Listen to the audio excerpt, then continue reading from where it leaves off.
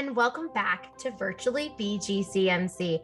Miss Nikki here, and today we will be reading Chapter 10 in Percy Jackson and the Lightning Thief. I ruined a perfectly good bus. Let's get reading.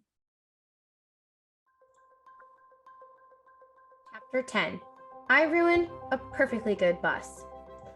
It didn't take me long to pack. I decided to leave the Minotaur horn in my cabin, which left me only an extra change of clothes and a toothbrush to stuff in the backpack that Grover had found for me. The camp store loaned me $100 in mortal money and 20 gold drachmas. These coins were as big as Girl Scout cookies and had images of various Greek gods stamped on one side and the Empire State Building stamped on the other. The ancient mortal drachmas had been silver, Chiron told us, but Olympians never used anything less than pure gold. Chiron said the coins might come in handy for non-mortal transactions, whatever that meant. He gave Annabeth and me a canteen of nectar and a Ziploc bag full of ambrosia squares to be used only in emergencies. If we were seriously hurt, it was God food, Chiron reminded us. It would cure us of almost any injury, but it was lethal to mortals. Too much of it would make a half-blood very, very feverish. An overdose would burn us up, literally. Annabeth was bringing her magic Yankees cap, which she told me had been a 12th birthday present from her mom. She carried a book on famous classical architecture written in ancient Greek to read when she got bored, and a long bronze knife hidden in her shirt sleeve. I was sure the knife would get us busted the first time we went through a metal detector. Grover wore his fake feet and his pants to pass as human. He wore a green Rasta-style cap because when it rained, his curly hair flattened, and you could just see the tips of his horns. His bright orange backpack was full of scrap metal and apples to snack on. In his pocket was a set of reed pipes his daddy goat had carved for him, even though he only knew 2 songs: Mozart's Piano Concerto No. 12 and Hilary Duff's So Yesterday, both of which sounded pretty bad on reed pipes. We waved goodbye to the other campers, took one last look at the strawberry fields, the ocean, and the big house, then hiked up Half-Blood Hill to the tall pine tree that used to be Talia, daughter of Zeus. Chiron was waiting for us in his wheelchair. Next to him stood the surfer dude I'd seen when I was recovering in the sick room. According to Grover, the guy was the camp's head of security. He supposedly had eyes all over his body, so he could never be surprised. Today, though, he was wearing a chauffeur's uniform, so I could only see extra peepers on his hands, face, and neck. This is Argus, Chiron told me. He will drive you into the city and keep an eye on things. I heard footsteps behind us. Luke came running up the hill carrying a pair of basketball shoes. Hey, he panted. I'm glad I caught you. Annabeth blushed, the way she always did when Luke was around. Just wanted to say good luck, Luke told me, and I thought, you could use these. He handed me the sneakers, which looked pretty normal. They even smelled kind of normal. Luke said, Maya, white bird's wings sprouted out of the heels. It startled me so much I dropped them. The shoes flapped around on the ground until the wings folded up and disappeared. Awesome, Grover said. Luke smiled. Those served me well when I was on my quest. Gift from my dad. Of course, I don't use them much these days. His expression turned sad. I didn't know what to say. It was cool enough that Luke had come to say goodbye. I'd been afraid he might resent me for getting so much attention the last few days, but here he was giving me a magical gift. It made me blush almost as much as Annabeth. Hey, man, I said, thanks. Listen, Percy, Luke looked uncomfortable. A lot of hopes are riding on you, so just kill some monsters for me, okay? We shook hands. Luke patted Grover's head between his horns and then gave a goodbye hug to Annabeth, who looked like she might pass out. After Luke was gone, I told her, "You're hyperventilating." "And not. You let him capture the flag instead of you, didn't you?" "Oh, why do I want to go anywhere with you, Percy?" She stomped down the hill where a white SUV waited on the shoulder of the road. Argus followed, jingling his car keys. I pictured the flying shoes and had a sudden bad feeling. I looked at Chiron. "I won't be able to use these, will I?" He shook his head. "Luke meant well, Percy, but taking to the air, that wouldn't be wise for you." I nodded, disappointed, but then I got an idea. "Hey, Grover, you want a magic item?" His eyes lit up. "Me?" Pretty soon, we'd laced the sneakers over his fake feet, and the world's first flying goat boy was ready for launch. "Maya!" he shouted. He got off the ground okay, but then fell over sideways, so his backpack dragged through the grass. The wing shoes kept bucking up and down like tiny broncos. "Practice," Chiron called after him. "You just need practice." Grover went flying sideways down the hill like a possessed lawnmower, heading toward the van. Before I could follow, Chiron caught my arm. "I should have trained you better, Percy," he said. "If only I had more time. Hercules, Jason, they all got more training." "That's okay. I just wish—" I stopped myself because I was about to sound like a brat. I was wishing my dad had given me a cool magic item to help on the quest, something as good as Luke's flying shoes or Annabeth's invisible cap. "What am I thinking?" Chiron cried. "I can't let you get away without this." He pulled a pen from his coat pocket and handed it to me. It was an ordinary disposable ballpoint, black ink, removable cap. Probably cost 30 cents. "Gee," I said. "Thanks." "Percy, that's a gift from your father. I've kept it for years, not knowing you were who I was waiting for. But the prophecy is clear to me now. You are the one." I remembered the field trip to the Metropolitan Museum of Art. When I'd vaporized Mrs. Dodds, Chiron had thrown me a pen that turned into a sword. Could this be? I took off the cap and the pen grew longer and heavier in my hand. In half a second, I held a shimmering bronze sword with a double-edged blade, a leather-wrapped grip, and a flat hilt riveted with gold studs. It was the first weapon that actually felt balanced in my hand. The sword has a long and tragic history that we need not go into, Chiron told me. Its name is Anaklusmos. Riptide, I translated. Surprised the ancient Greek came so easily. Use it only for emergencies, Chiron said, and only against monsters.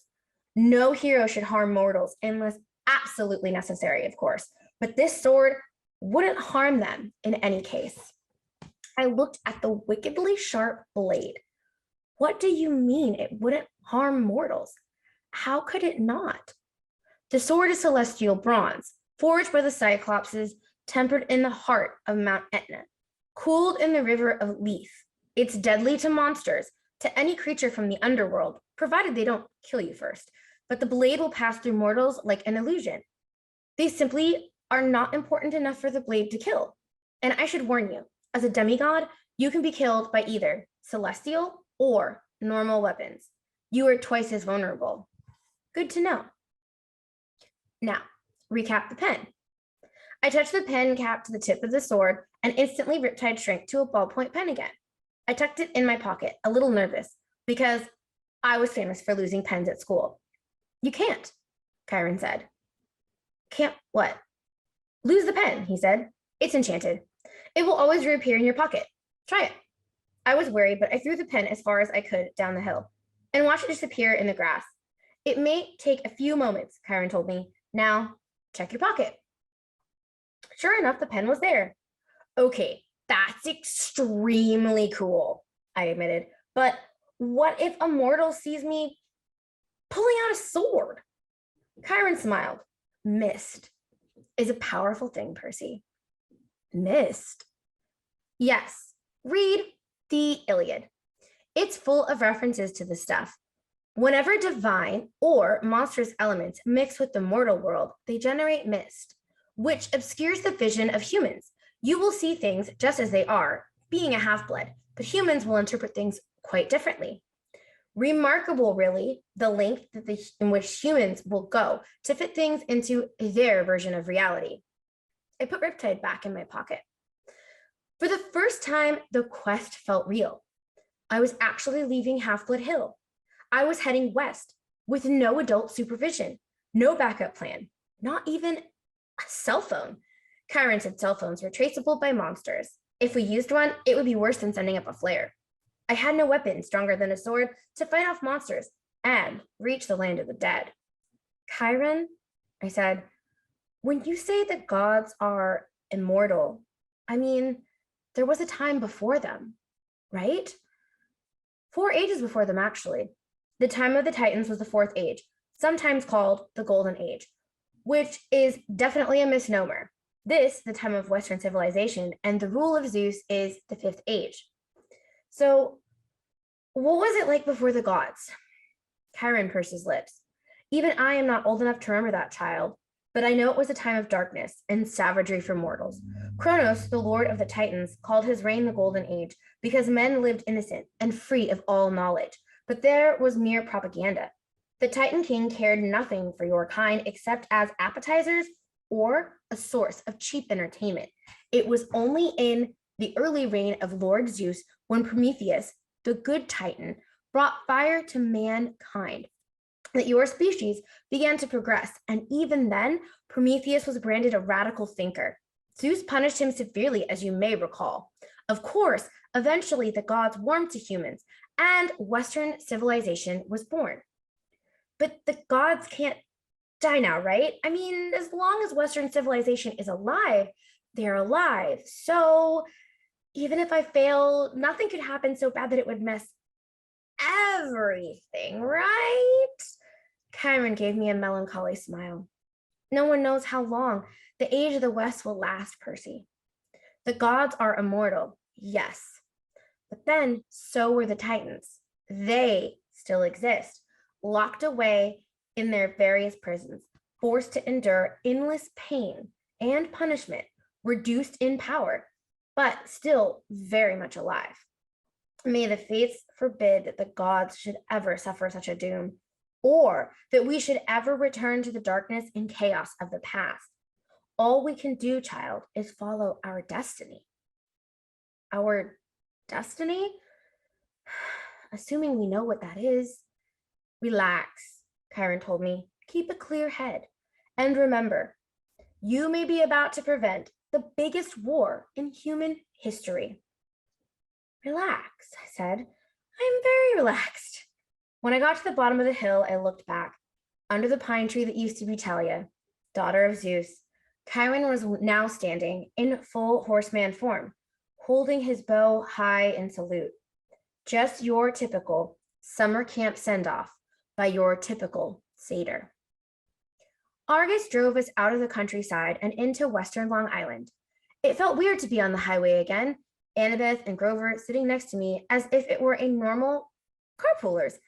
After 2 weeks at Half-Blood Hill, the real world seemed like a fantasy. I found myself staring at every McDonald's, every kid in the back of his parents' car, every billboard, every shopping mall. So far, so good, I told Annabeth. 10 miles and not a single monster. She gave me an irritated look. It's bad luck to talk that way, seaweed brain. Remind me again, why do you hate me so much? I don't hate you. Could have fooled me. She folded her cap of invisibility. Look, we're not supposed to get along, okay? Our parents are rivals. Why? She sighed. How many reasons do you want? One time my mom caught Poseidon with his girlfriend in Athena's temple, which is hugely disrespectful. Another time, Athena and Poseidon competed to be the patron god for the city of Athens. Your dad created some stupid saltwater spring for his gift, and my mom created the olive tree. The people saw that her gift was better, and so they named the city after her. They must really like olives. Oh, forget it. Now, if she'd invented pizza, that I'd understand. I said forget it. In the front seat, Argus smiled. He didn't say anything, but one blue eye on the back of his neck winked at me. Traffic slowed us down in Queens. By the time we got into Manhattan, it was sunset and started to rain. Argus dropped us off at the Greyhound station on the Upper East Side, not far from my mom and Gabe's apartment. Taped to a mailbox was a soggy flyer with my picture on it. "Have you seen this boy?" I ripped it down before Annabeth and Grover could notice. Argus unloaded our bags, made sure we got our bus tickets, and then drove away, the eye on the back of his hand opening to watch us as he pulled out of the parking lot. I thought about how close I was to my old apartment. On a normal day, my mom would be coming home from the candy store by now. Smelly Gabe was probably up there right now, playing poker and not even missing her. Grover shouldered his backpack. He gazed down the street in the direction I was looking. "You want to know why she married him, Percy?" I stared at him. "Were you reading my mind or something?" "Just your emotions," he shrugged. "I guess I forgot to tell you satyrs can do that. You were thinking about your mom and your stepdad, right?" I nodded, wondering what else Grover might have forgot to tell me. "Your mom married Gabe for you," Grover told me. "You call him smelly, but you've got no idea. The guy has this aura. Yuck. I can smell him from here. I can smell traces of him on you, and you haven't been near him in weeks." "Thanks," I said. "Where's the nearest shower?" "You should be grateful, Percy. Your stepfather smells so repulsively human. He could mask the presence of any demigod." As soon as I took a whiff inside his Camaro, I knew. "Gabe has been covering up your scent for years. If you hadn't lived with him every summer, you probably would have been found by monsters a long time ago. Your mom stayed with him to protect you. She was a smart lady. She must have loved you a lot to put up with that guy, if it makes you feel any better." It didn't, but I forced myself not to show it. I'll tell him again. I'll tell her when I see her, I thought. She isn't gone. I wondered if Grover could still read my emotions, mixed up as they were. I was glad he and Annabeth were with me. But I felt guilty that I hadn't been straight with them. I hadn't told them the real reason I'd said yes to this crazy quest. The truth was, I hadn't cared about retrieving Zeus's lightning bolt, or saving the world, or even helping my father out of trouble. The more I thought about it, I resented Poseidon for never visiting me, never helping my mom, never even sending a lousy child support check. He'd only claim me because he needed a job done. All I cared about was my mom. Hades had taken her unfairly, and Hades was going to give her back. "You will be betrayed by the one who calls you a friend," the oracle whispered in my mind. "You will fail to save what matters most in the end." "Shut up," I told it. The rain kept coming. We got restless waiting for the bus and decided to play some hacky sack with one of Grover's apples. Annabeth was unbelievable. She kept bouncing the apple off of her knee, her elbow, her shoulder, and whatever. I wasn't too bad myself.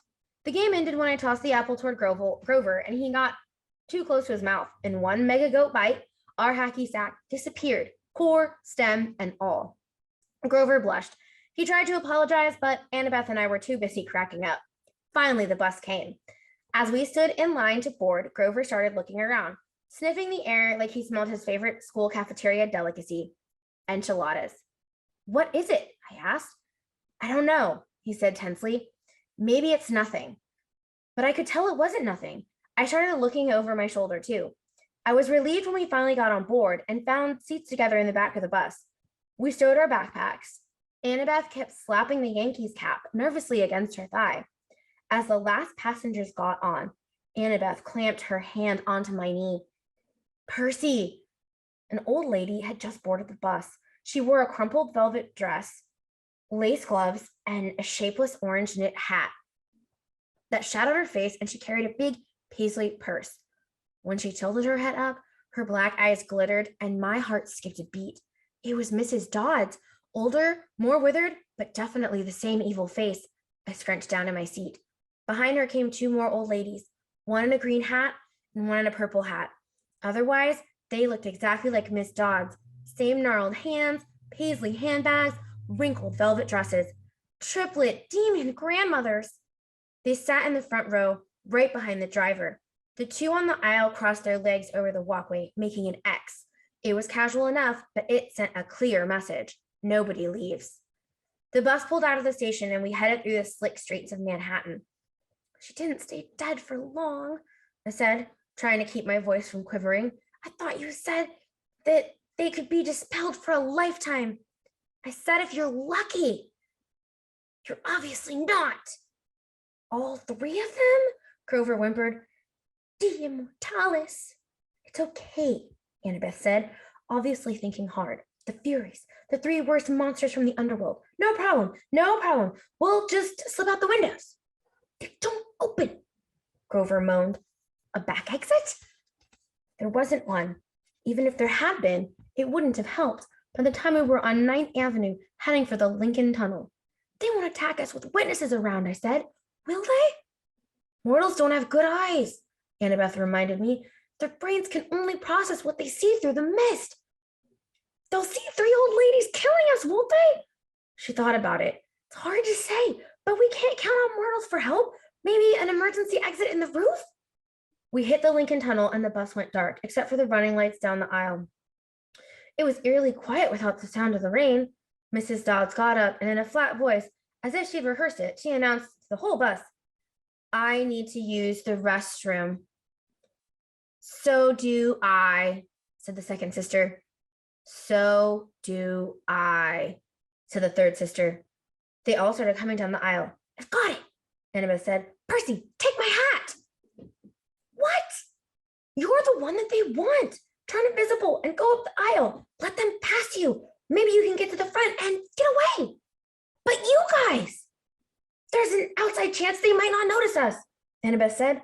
You're a son of one of the big three. Your smell might be overpowering. I can't just leave you. Don't worry about us, Grover said. Go. My hands trembled and I felt like a coward, but I took the Yankees cap and put it on. When I looked down, my body wasn't there anymore. I started creeping up the aisle and managed to get up 10 rows. Then duck into an empty seat just as the Furies walked past. Miss Dodd stopped, sniffed, and looked straight at me. My heart was pounding. Apparently, she didn't see anything. She and her sisters kept going. I was free. I made it to the front of the bus. We were almost through the Lincoln Tunnel now. I was about to press the emergency stop button when I heard hideous wailing from the back row. The old ladies were not old ladies anymore. Their faces were still the same. I guess those couldn't get any uglier, but their bodies had shriveled into leathery brown hag bodies with bat wings and hands and feet like gargoyle claws. Their handbags had turned into fiery whips. The Furies surrounded Grover and Annabeth, lashing their whips and hissing, "Where is it? Where?" The other people on the bus started screaming and cowering in their seats. They saw something, all right. "He's not here," Annabeth yelled. "He's gone." The Furies raised their whips and Annabeth drew her bronze knife. Grover grabbed a tin can from his snack bag and prepared to throw it. What I did next was so impulsive and dangerous, I should have been named ADHD Poster Child of the Year. The bus driver was distracted, trying to see what was going on in his rearview mirror. Still invisible, I grabbed the wheel from him and jerked it to the left. Everybody howled as they were thrown to the right, and I heard what I hoped was the sound of 3 Furies smashing against the window. "Hey!" the driver yelled. "Hey, whoa!" We wrestled for the wheel, and the bus slammed against the side of the tunnel, grinding metal, throwing sparks a mile behind us. We careened out of the Lincoln Tunnel and back into the rainstorm. People and monsters tossed around the bus, cars plowed aside like bowling pins. Somehow the driver found an exit. We shot off the highway through half a dozen traffic lights and ended up barreling down one of those New Jersey rural roads where you can't believe there's so much nothing right across the river from New York. There were woods to our left and the Hudson River to our right, and the driver seemed to be veering towards the river. Another great idea. I hit the emergency brake. The bus wailed, spun a full circle on the wet asphalt, and crashed into the trees. The emergency lights came on. The door flew open and the bus driver was the first one out, the passengers yelling as they stampeded after him. I stepped into the driver's seat and let them pass. The Furies regained their balance and they lashed their whips at Annabeth while she waved her knife and yelled in ancient Greek, telling them to back off. Grover threw tin cans. I looked at the open doorway. I was free to go, but I couldn't leave my friends. I took off the invisible cap. "Hey!" The Furies turned, bearing their yellow fangs at me, and the exit suddenly seemed like an excellent idea. Mrs. Dodd stalked out of the aisle, and just as she used to do in math class, about to deliver my F- math test. Every time she flicked her whip, red flames danced along the barbed leather. Her two ugly sisters hopped on the top of the seats on either side of her and crawled toward me like huge, nasty lizards. Percy Jackson, Mrs. Dodds said in an accent that was definitely from somewhere farther south than Georgia. You have offended the gods. You shall die. I liked you better as a math teacher, I told her. She growled. Annabeth and Grover moved it behind the Furies cautiously, looking for an opening. I took the ballpoint pen out of my pocket and uncapped it, Riptide elongated in a shimmering double-edged sword. The Furies hesitated. Mrs. Dodds hadn't liked Riptide's blade before. She obviously didn't like seeing it again. Submit now, she hissed, and you will not suffer eternal torment. Nice try, I told her. Percy, look out, Annabeth cried. Mrs. Dodds lashed her whip around my sword hand while the Furies on either side lunged at me. My hand felt like it had been wrapped in molten lead, but I managed not to drop Riptide. I struck the Fury on the left with its hilt, sending her toppling backwards into a seat. I turned and sliced the Fury on the right, and as soon as the blade connected with her neck, she screamed and exploded into dust. Annabeth got Miss Dodds in a wrestler's hold and yanked her backward while Grover ripped the whip out of her hands. Ow, he yelled, ow, ow, hot, hot. The Fury I'd hilt slammed came at me again, talons ready, but I swung Riptide and she broke open like a piñata. Mrs. Dodds was trying to get Annabeth off her back. She kicked and clawed and hissed and bit, but Annabeth held on while Grover got Mrs. Dodds' legs tied up in her own whip. Finally, they both shoved her backwards in the aisle. Mrs. Dodds tried to get up, but she didn't have room to flap her bat wings, so she kept falling down. Zeus will destroy you, she promised. Hades will have your soul. Brachus, Mias, Bessamini, I yelled. I wasn't sure where the Latin came from. I think it meant eat my pants. Thunder shook the bus and the hair rose on the back of my neck. Get out, Annabeth yelled at me. Now! I didn't need any encouragement. We rushed outside and found the other passengers, wandering around in a daze, arguing with the driver or running around in circles. We're gonna die! A Hawaiian shirted tourist from a camera snapped my photograph before I could recap my sword. Our bags! Grover realized we left our... Boom! The windows of the bus exploded as the passengers ran for cover. Lightning shredded a huge crater in the roof, but an angry wail from inside told me Mrs. Dodds was not yet dead. Run, Annabeth said. She's calling for reinforcements. We have to get out of here. We plunged into the woods as the rain poured down, and the bus in flames behind us and nothing but darkness ahead. Okay, members, now that we finished chapter 10 in Percy Jackson and the Lightning Thief, I Ruined a Perfectly Good Bus, I have a couple of comprehension questions for you. Question number 1, what is Percy's godly gift from his parent? And question number 2, who is after Percy when the bus is destroyed? If you know the answer, pop them in the comments below, and we'll catch you next time where we read chapter 11. We visit the Garden Gnome Emporium. See you later. Bye.